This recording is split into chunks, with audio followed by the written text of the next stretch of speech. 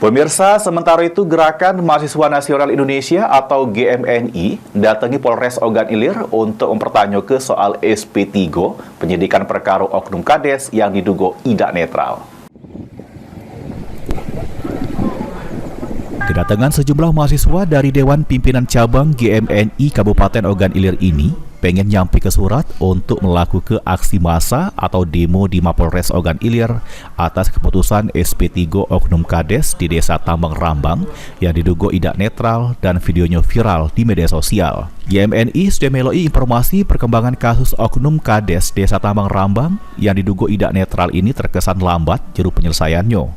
Bahkan kasusnya terkesan dilempar-lempar dan adanya SP3 yang dikeluarkan.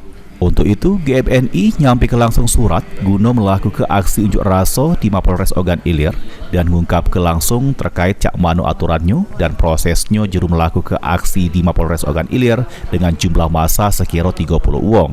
Kami kan sempat mengikuti beberapa isu dari perkembangan terhadap Igo terkait kasus-kasus kemarin itu juga salah satunya yang kita ambil hari ini adalah kasus tentang Kades Ogan Ilir. Salah satu Kades Ogan Ilir di Desa Tambang Rambang, di Kecamatan Rambang Tua yang terkesan cukup lambat dalam penyelesaian, kesannya dilempar-lempar dan juga itu beberapa di pemberitaan media massa. Nah, hari ini kita kembali lagi kepada tujuan kita pertama di sini, kita hadir di sini sebagai bentuk mahasiswa sebagai social control, Bang.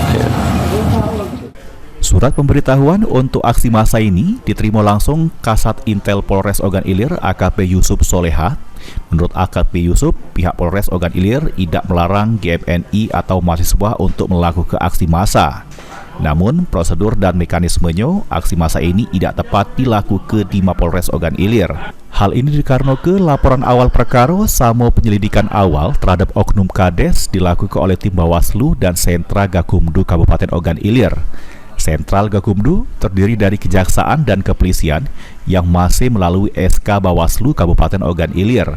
Kalau GMN ini bakal melakukan audiensi di Mapolres Ogan Ilir untuk bersama-sama mahasiswa lainnya bertanya ke perihal SP3 yang dilakukan Sentra Gakumdu Kabupaten Ogan Ilir.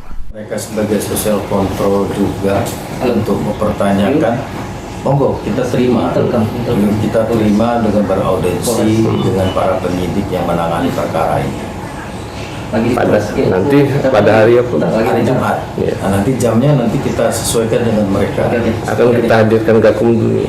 Berusaha kita hadirkan untuk sentra Gakumdunya supaya berita-berita di luar itu tidak membias.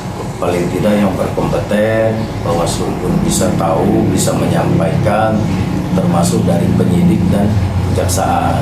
Karena terlibat dalam sentra Gakumdu itu adalah dari Polres Ogan Ilir dan kejaksaan.